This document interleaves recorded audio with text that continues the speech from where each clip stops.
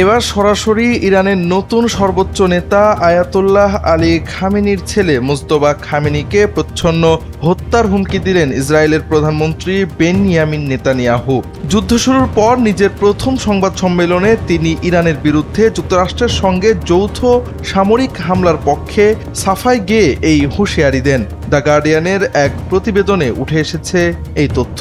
Netanyahu বলেন, প্রায় 2 সপ্তাহ ধরে চলা যুক্তরাষ্ট্র ও ইসরায়েলের বোমাবর্ষণের পর ইরান আর আগের মতো নেই। তেহরানের এলিট ইসলামী রেভলিউশনারি গার্ড কোর আইআরজিসি এবং আধা সামরিক বাহিনী বাসিজ বড় ধরনের ক্ষতির সম্মুখীন হয়েছে। ইরানের নতুন সর্বোচ্চ নেতা আয়াতুল্লাহ মুজতবা খামেনি এবং হিজবুল্লাহর প্রধান নাইম কাসেমের বিরুদ্ধে ইসরায়েল কি ব্যবস্থা নিতে পারে এমন প্রশ্নের জবাবে নেতানিয়াহু প্রচ্ছন্ন হুমকি দিয়ে বলেন, RICL TMX, যুগের পর যুগ স্থাপনা থাকে মজবুত। সন্ত্রাসবাদী সংগঠনের কোনো নেতাদের জীবন নিরাপদ নয়।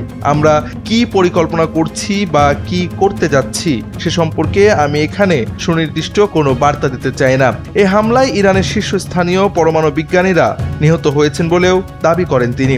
এদিকে বাবার হত্যার বদলা নেওয়ার পাল্টা ঘোষণা দিয়েছেন ইরানের নতুন নেতা মুজতবা খামেনি। সর্বোচ্চ নেতা হিসেবে নির্বাচিত হওয়ার পর প্রথম দেওয়া অডিও বার্তায় তিনি হুঁশিয়ারি দিয়ে বলেন, আমরা আমাদের শহীদদের রক্তের প্রতিশোধ নেব।